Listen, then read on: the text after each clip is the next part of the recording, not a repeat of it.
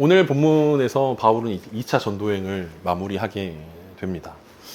2차 전도행 길었는데 여러분 어떻게 기억이 나십니까?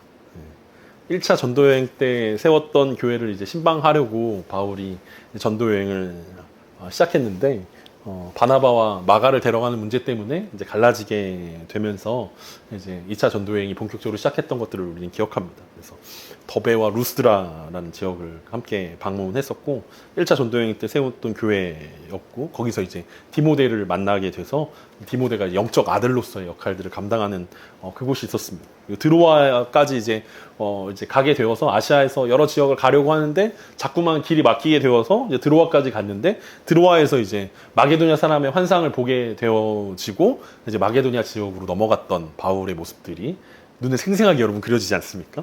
빌립보로 가게 돼서 자주장사 루디아를 만나고 그 다음에 이제 감옥에 갇히게 됐는데 또 지진이 일어나서 문이 열리게 되고 또 간수가 그리고 그 집이 이제 구원을 받게 되는 그 역사들이 빌립보에서 일어났고 데살로니가로 넘어가서 이제 데살로니가에서 전도했는데 3주밖에 머물지 못하고 바로 이제 베레아의 집으로 베레아라는 도시로 떠나게 되었는데 베레아 사람들은 데살로니가 사람보다 더 신사적이어서 말씀을 열심히 간절히 사모했던 그 베레아 성도들도 우리가 만났던 적이 있습니다.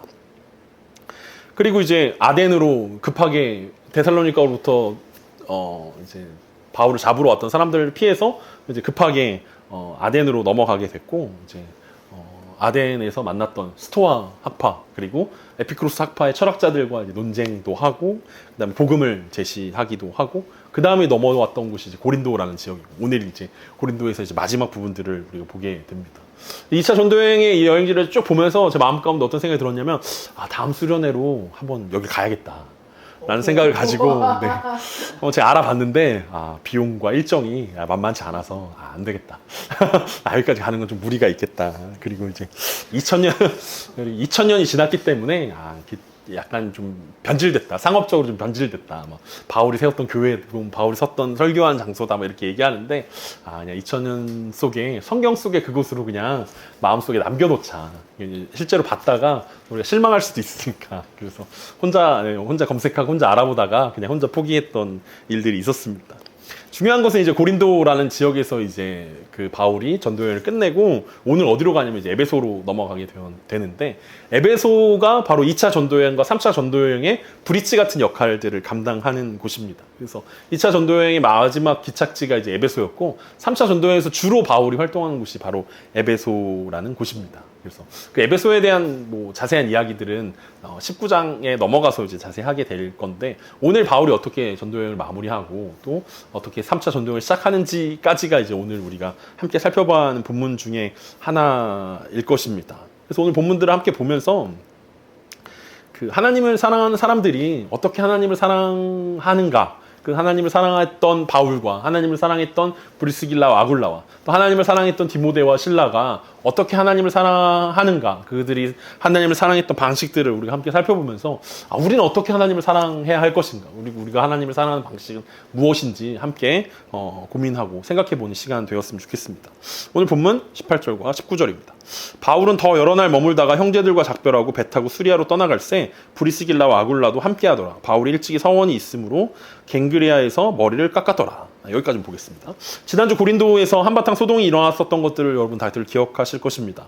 아가야 지방의 새로운 총독으로 갈리오라는 그 되게 유명한 사람이 부임하게 됐고 그 틈을 타서 유대인들이 이제 그 바울을 끌고 가서 법적으로 로마 법에 위배되는 일들을 한다라는 그 이야기로 바울을 고소하는 장면이었습니다. 근데 새로운 총독이었던 갈리오가 뭐라고 대답합니까? 나는 너희들의 일에 상관하고 싶지 않다. 유대교의 일들은 너희들끼리 알아서 결정해라 라고 이야기하면서 바울이 새로운 종교, 새로운 가르침이 아니라 그냥 유대교 중에 하나다라는 이야기들로 바울의 복음 사역들을 인정해주는 장면까지 우리가 함께 살펴보았습니다. 그리고 이 모든 일들이 다 하나님의 인도하심이었고 전화위복의 순간들이었고 그 속에서 감사하고 그 속에서 하나님과 동행하는 것들이 중요하다라는 이야기들이 우리가 지난주에 함께 살펴봤던 것인데 오늘 본문에 보니까 그리고 이후에도 여러 날 동안 바울이 고린도에 머물렀다라는 이야기들을 하고 있습니다. 여러 날이라고 언급되어 있기 때문에 한 며칠 있었나 보다라고 생각할 수 있는데 이 여러 날로 번역된 이 단어는 충분한 시간을 의미합니다. 그러니까 바울과 동역자들은 갈리오의 판결 덕분에 충분히 법적으로 보호받으면서 충분히 고린도에서 복음을 전하는 시간들을 가졌다라고 우리는 이해할 수 있습니다. 그리고 이제 떠날 시간이 되었습니다. 그래서 배를 타고 2차 전도여행의 시작점인 수리아로 떠나기로 결심하였습니다. 고린도에서 멋지게 동역했던 브리스길라와 아굴라 부부가 바울과 함께 동행하기로 했습니다. 그러니까 브리스길라와 아굴라는 고린도에서 처음 바울을 만났는데 만나서 1년 반의 시간들을 보내면서 바울과의 동역의 시간들이 너무나 기쁘고 이것이 하나님을 사랑하는 방법이다라고 생각했습니다. 그래서 에베소로 함께 떠나게 되었습니다. 떠나기 전에 고린도의 동쪽 항구인 갱그레아에서 바울이 머리를 깎았다라고 표현되고 있습니다. 앞서 고린도라는 도시를 설명하면서 고린도가 두 개의 항구로 이루어져 있다라는 이야기들을 했습니다. 아드리아해를 향하는 서쪽 항구와 이제 에게해를 향하는 동쪽 항구가 두 개가 이어져 있어서 운하의 역할들을 감당했고, 뭐 바울 당시에는 운하가 완전히 완성된 건 아니라서 통나무로 작은 배를 옮겨야 했지만 어쨌든 그것 때문에 고린도가 굉장히 무역이 발달하고 많은 사람들이 모여드는 도시가 되었다라는 이야기들을 우리가 함께 나눴었는데, 오늘 그 이제 에게해를 향해 떠나는 이제 에베소와 수리아 쪽으로 향해 떠나는 그 오른쪽 그 항구인 갱그레아에서 바울이 머리를 깎았다라고 이야기하는 것입니다. 그 이유를 설명하는데 그 이유는 일찍이 서원이 있었기 때문이라고 말하고 있습니다. 오늘날에 우리는 그 서원이라는 것을 잘 하지 않기 때문에 이게 되게 생소하게 느껴집니다. 그리고 그 서원하면 생각나는 사람이 있는데 그게 바로 이제 삼손인데, 삼손이 보여줬던 모습들 때문에 서원에 대한 이제 부정적인 이미지들이 우리 가운데 있다라는 거예요. 마치 하나님과 모종의 거래를 하는 듯한 느낌이 우리 가운데 있습니다. 근데 하지만 바울 당시에는 사람들에게 서원이 그렇게 어려운 이야기도 아니었고 이상한 일도 아니었던 것 같습니다. 그렇기 때문에 누가가 그냥 서원 때문에 머리를 깎았다라고 이야기했고 사람들은 다 이해했다라는 거죠. 바울이 한 서원이 무엇이었는지를 정확하게 우리가 알 수는 없습니다. 근데 고린도를 떠나기 전에 머리를 깎았다라고 이야기하는 것을 보면서 아마 고린도에서 한 서원이었고 고린도 지역에 해당하는 서원이지 않았을까라고 생각할 수 있을 것 같습니다. 어쩌면 하나님께서 고린도에서 낙심해 있는 바울에게 환상 중에 찾아와 주셨을 때 내가 너와 함께 하겠다. 내가 이 성 중에 내 백성이 많다라는 그 하나님의 약속의 말씀들을 받은 이후에 바울이 서원을 한 것은 아닐까라고 우리는 추측해 볼 수 있습니다. 머리를 자르는 서원은 민수기 6장에 등장하는데 6장 전체를 다 읽을 수는 없지만 여러분 나중에 한번 6장 전체를 한번 읽어보시면 나실인 서원이 어떤 것인지 설명되어져 있습니다. 오늘은 민수기 6장 2절에서 5절까지만 함께 읽도록 하겠습니다. 이스라엘 자손에게 전하여 그들에게 이르라. 남자나 여자가 특별한 서원 곧 나실인의 서원을 하고 자기 몸을 구별하여 여호와께 드리려고 하면 포도와 독주를 멀리하며 포도주로 된 초나 독주로 된 초를 마시지 말며 포도주주 마시지 말며 생포도나 건포도도 먹지 말지니 자기 몸을 구별하는 모든 날 동안에는 포도나무 솟아는 씨나 껍질이라도 먹지 말지며 그 서원을 하고 구별하는 모든 날 동안은 삭도를 절대로 그의 머리에 대지 말 것이라. 자기 몸을 구별하여 여호와께 드리는 날이 차기까지 그는 거룩한즉 그의 머리털을 길게 자라나게 할 것이며. 그러니까 민수기에 등장하는 그 나실인의 법은 나중에 삼손을 통해서 우리가 확인해 볼 수 있지 않습니까? 삼손이 이제 머리를 절대로 자르면 안 되는데 그것이 머리카락에 비밀이 있다기보다는 이 나실인의 법이기 때문에 그렇습니다. 근데 나실인의 법에 의하면 머리에 삭도를 대지 말아야 되고 포도주나 독주를 마시지 아니해야 되고 죽을 시체를 가까이 하면 안 되는 것이 나실인의 법입니다. 그러니까 나실인의 법은 삼손처럼 평생 동안 사사로서 구별된 삶으로 드려지는 법일 수도 있지만 사실 많은 사람들이 나실인의 법을 어떻게 사용했냐면 30일, 60일, 90일 뭐 이렇게 끊어서 30일 동안 하는 내가 구별된 삶들을 통해서 하나님을 더 사랑하겠습니다라고 고백할 수 있었다라는 거죠. 그러니까 바울은 아마 고린도에서 머무는 동안을 하나님께 나실로 구별해서 드리겠다라고 서원했던 것 같습니다. 그러니까 뭐 하나님이 지켜주시면 내가 뭐 머리카락을 자르지 않겠습니다. 이런 게 아니라 하나님이 지켜주시겠다고 약속했기 때문에 그거에 대한 감사함으로 바울이 자신의 삶들을 더 거룩하게 하나님께 드리기로 작정했다라는 거죠. 바울은 이미 하나님께 자신의 삶을 드렸지만 다시 한번 더 구별하여서 하나님께 자신의 삶들을 드리기로 작정하였습니다. 그래서 고린도에 있는 동안 바울이 나실로 자신의 삶들을 드렸다면 아마 고린도에 머무는 동안 바울은 포도주를 먹지 않았을 것입니다. 그리고 머리를 길렀을 것이고 더욱더 거룩한 삶들을 살기로 다짐했습니다. 그리고 고린도를 떠나면서 그동안 하나님께서 지켜주시고 함께 하시고 고린도의 많은 믿음의 백성들을 통해서 위로받게 하시고 또 교회가 세워지게 하시고 하나님의 나라가 임하게 했던 그 사건들에 대해서 바울은 감사하는 마음으로 이제 그 머리를 자르면서 서원을 마무리하는 것을 우리는 확인해 볼 수 있습니다.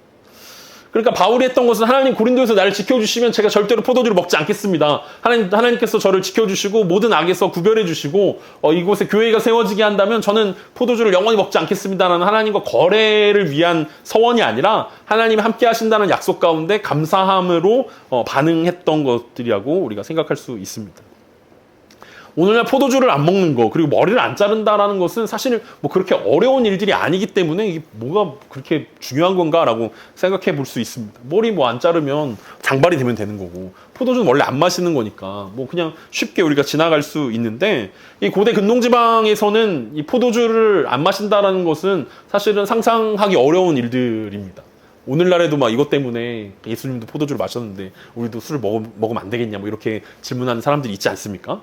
곤란하게 하려고 막 이렇게 가져와서 막 예수님 물로 포도주를 바꾸게 하셨는데 교회에서도 포도주 성찬에 먹는데 밖에서도 우리가 와인 한두 잔 정도는 괜찮지 않습니까? 뭐 이렇게 이야기하는 것들이 있는데 문화의 차이에서 올 수 있고 어떤 상황이냐에서 굉장히 다른 이야기라는 거죠. 왜냐하면 고대 근동지방의 그 물의 상황은 우리나라는 굉장히 축복받은 땅이기 때문에 그 아리수라도 수돗물을 틀고 그냥 마셔도 깨끗한 물을 마실 수 있지만 이때 당시에 고린도나 뭐 이집트나 이스라엘이나 여기서 나오는 물들은 다 석회수라는 거죠. 여러분 그 머리를 감고 나면 머리가 뻣뻣해집니다. 마시면 밋밋하고 막 비린 맛이 이게 납니다. 물을 이렇게 쓰고 설거지하고 이제 말려놓으면 허옇게 이제 그릇에 묻어 있는 것을 볼 수 있는 것입니다. 석회수가 석회질이 많이 함유돼서 있는 것인데 그래서 사람들은 그냥 물을 못 먹기 때문에 밥을 먹을 때 포도주와 곁들여서 먹는 것이었습니다. 근데 바울은 포도주를 안 먹는 나시린의 서원을 했기 때문에 밥 먹을 때 빵과 함께 그냥 그 비릿한 그 석회수 물을 먹었을 거라는 거죠. 건강에도 안 좋을 뿐 아니라 맛도 없고 살는데 굉장히 불편한 그 사람들이 막 준다 그러면 아유 괜찮습니다. 저는 일일이 막 설명해야 될 거 아니에요. 제가 나시린 서원 중이라. 제가 지금 포도주 못 먹습니다. 제가 물 마시겠습니다. 이렇게 이야기해야 되는 상황 아니겠습니까? 굉장히 귀찮고 번거로운 상황일 거라는 거죠. 그래서 만약에 오늘날 우리가 나시린 서원을 하게 된다면 우리는 뭘로 하겠습니까, 여러분? 머리 안 자르는 거야, 뭐 안 자르면 되니까. 포도주 안 먹는 거 여러분 뭘로 하겠습니까?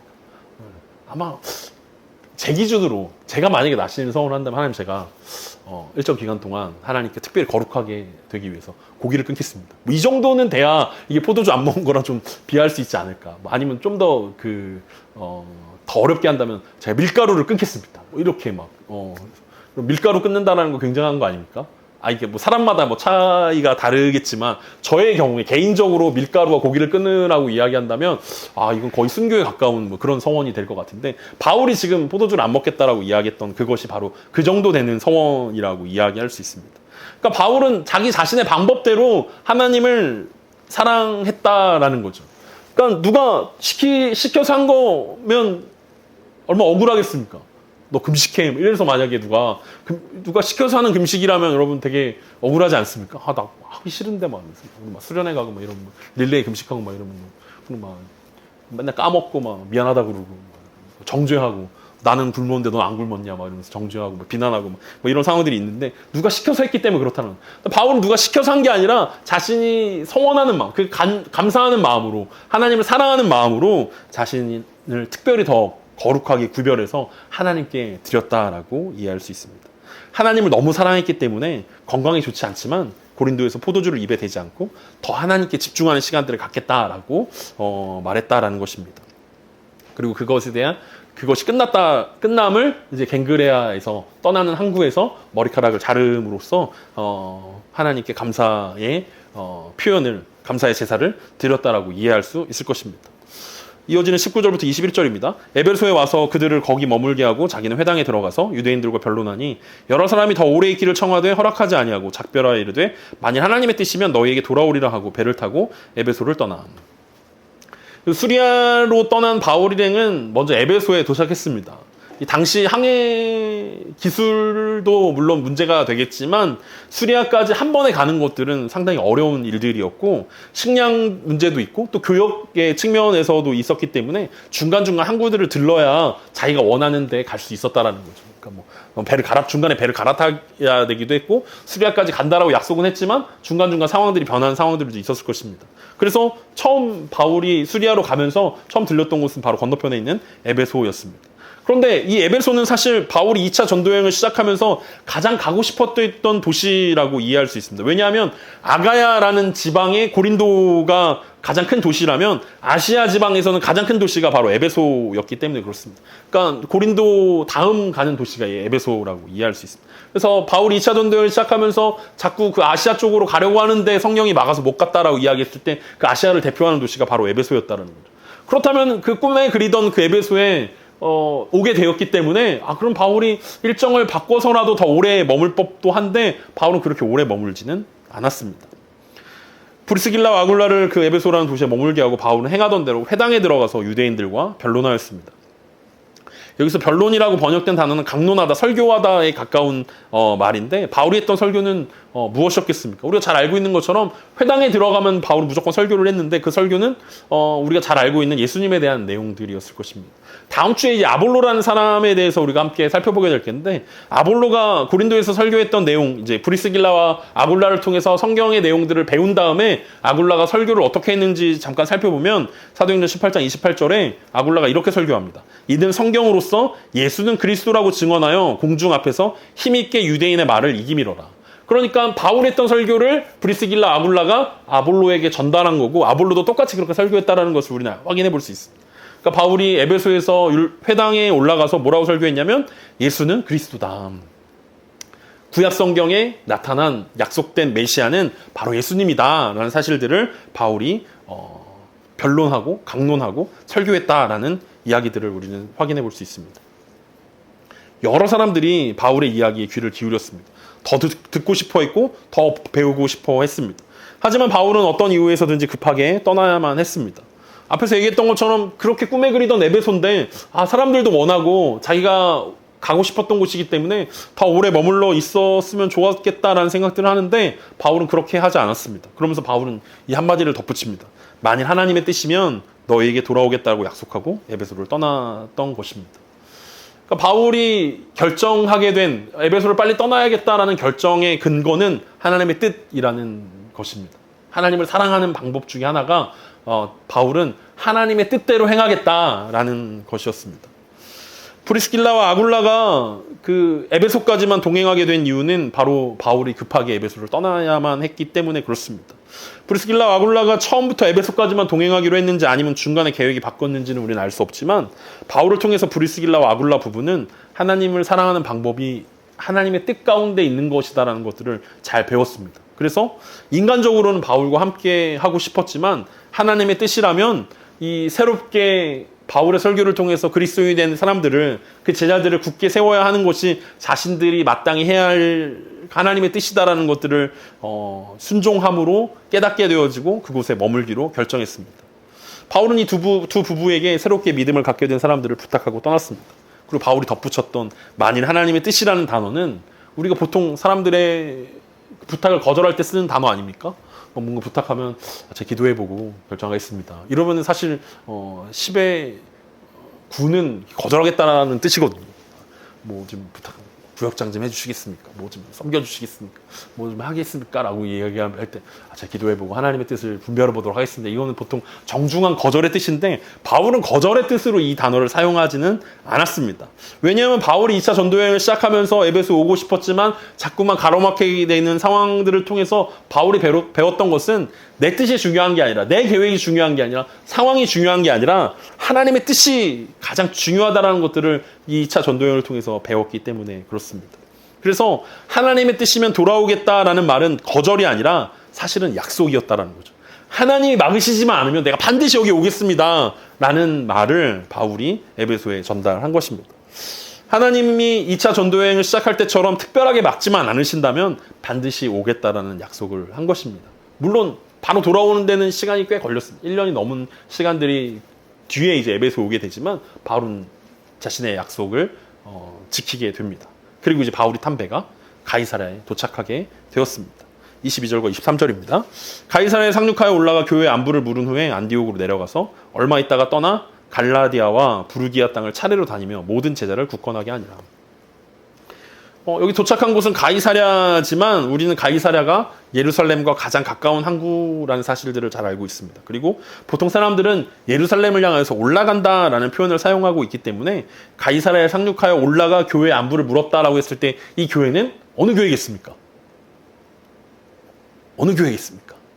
네, 예루살렘 교회라는 거죠. 그러니까 가이사랴에 도착했지만 예루살렘과 가장 가까운 항구였기 때문에 가이사랴를 선택한 거고, 그냥 올라가 교회의 안부를 물었다라고 얘기했을 때 교회라는 단어를 사용할 수 있는 그 교회는 예루살렘 교회밖에 없다라는 거죠. 그래서 바울이 이제 예루살렘 교회에 올라가서 그들의 안부를 물었다라고 이야기합니다.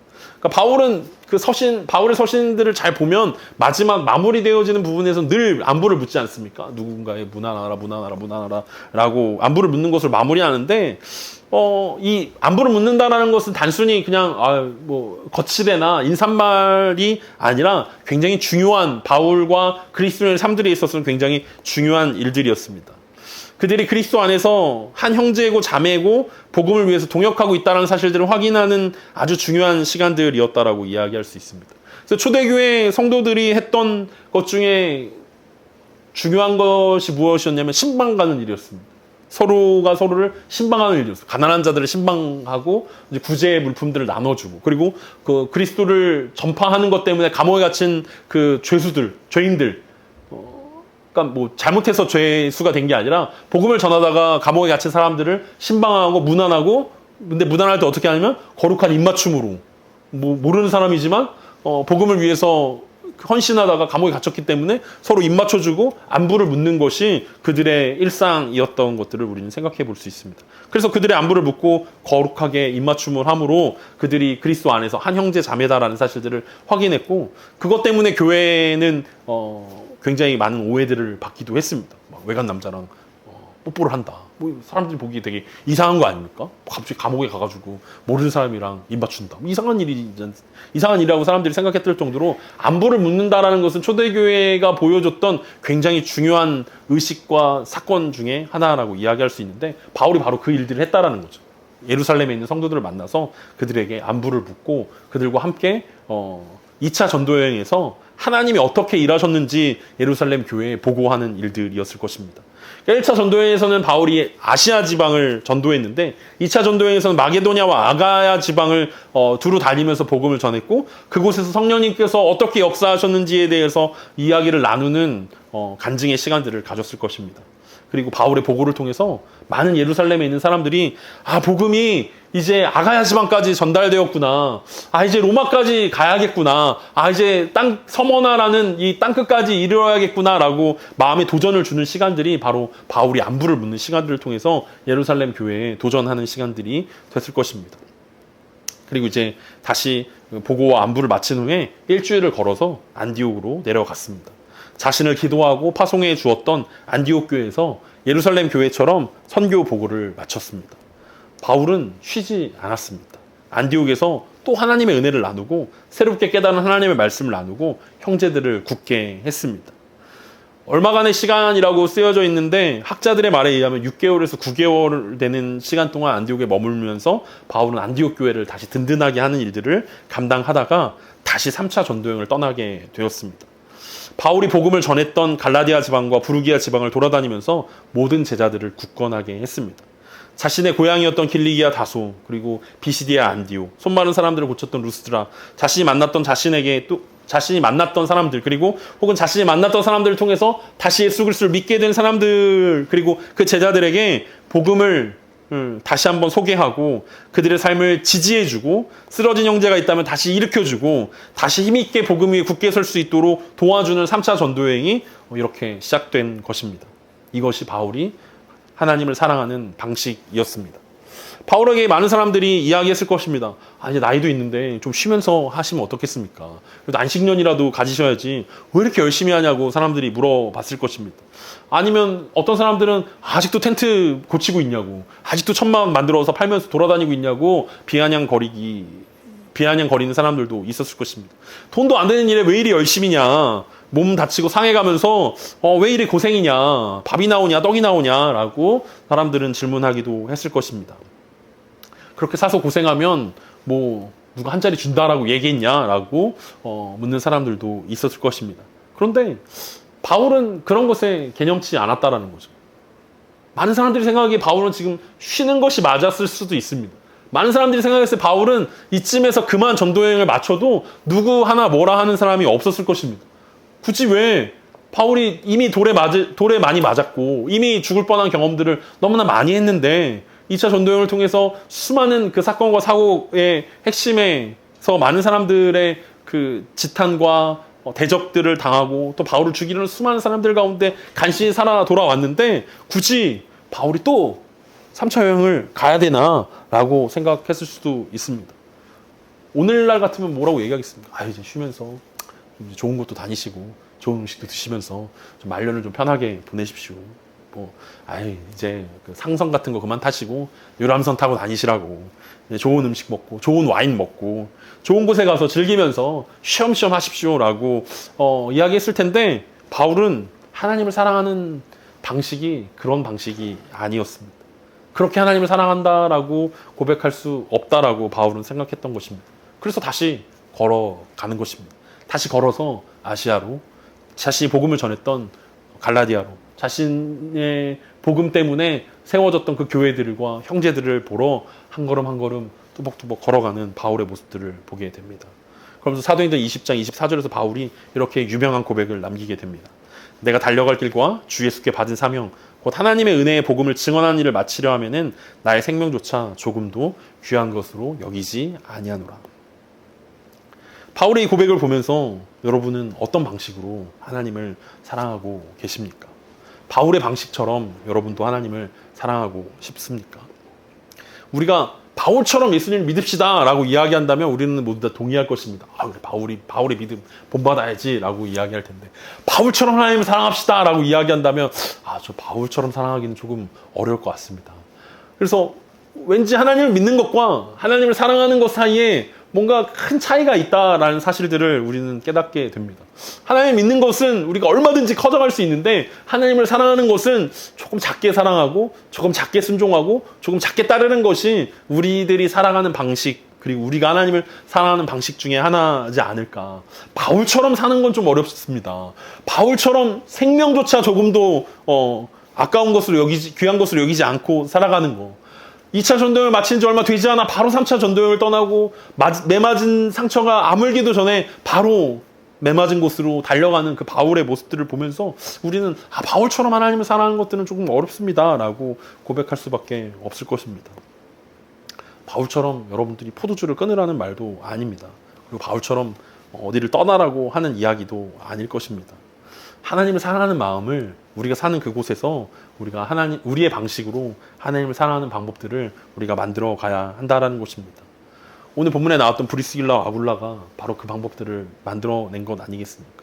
바울과 끝까지 함께 하겠다라고 다짐하면서 바울과 함께 배에 탔지만 바울이 에베소에 남아달라고 요청하니까 두말 없이 그들은 에베소에 남았습니다.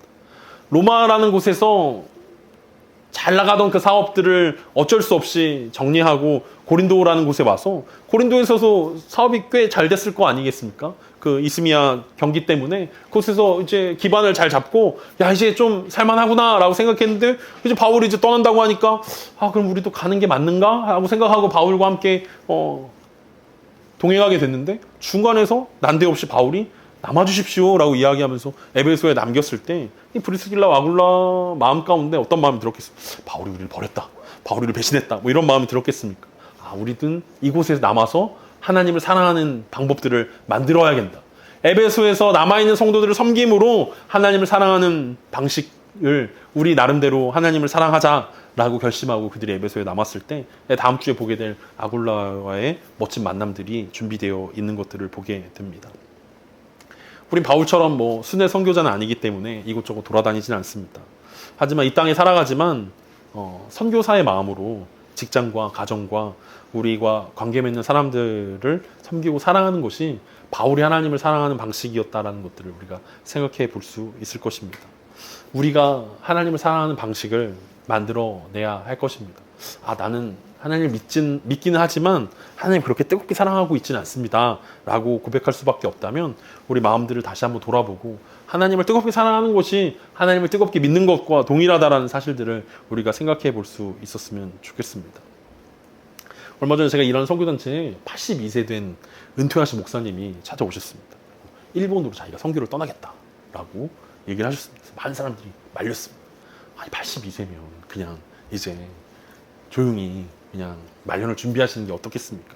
너무 무모한 거 아닙니까? 그래서 우리가 막 모두 다 말렸는데 그 지난주에 그런 연락을 하셨어요. 자기가 비자를 받았다는 거주 비자를 받았다는 우리가 그렇게 나이가 많으시면 비자도 안 나올 거고 선교하는데 어려울 거라고 근데 열심히 기도하고 준비하셔가지고 비자를 받았다고 그러면서 자기가 1년에 5명씩 전도하겠다고 일본에 가서 전도하다 죽겠다고 이야기하시면서 일본으로 떠나시는 것들 보면서 참 부끄럽다라는 생각들을 했습니다. 야, 82세 되신 은퇴하신 목사님도 저렇게 열심히 그 복음을 위해서 열정적으로 살았는데 나는 현실적으로 불가능한 일입니다. 안 되는 일입니다. 이제는 쉬셔야 됩니다라고 만류했던 제 자신이 되게 부끄럽다라는 생각들을 했는데 여러분들은 어떻습니까? 우리는 세상을 어떻게 살아갑니까? 우리가 무언가를 선택하고 무언가를 결정하고 우리가 살아가는 방식은 하나님을 사랑하는 방식입니까? 아니면 나 스스로를 사랑하는 방식입니까? 우리의 선택과 삶의 모양은 하나님을 사랑하는 일이 되어야 할 것입니다. 그리고 우리가 하나님을 사랑하는 그 방식을 통해서 브리스길라와 아굴라가 바울이 하나님을 사랑하는 방식을 배워서 자신들 스스로가 하나님을 사랑하는 법들을 배워갔다면 우리들이 하나님을 어떻게 사랑하는가라는 그 방식을 통해서 누군가에게 도전이 되어지고 누군가에게 울림이 되어지는 우리의 삶들이 되어질 수 있었으면 좋겠습니다. 하나님을 사랑하는 것이 이렇게 아름다운 일이구나. 이렇게 하나님을 사랑하는 것이 이렇게 멋진 일이구나. 이렇게 하나님을 사랑하는 것이 정말 이 세상에서 우리가 가장 소중히 여겨야 하는 그것이구나 라고 도전이 되어지는 우리의 삶들 되어지길 간절히 소망합니다.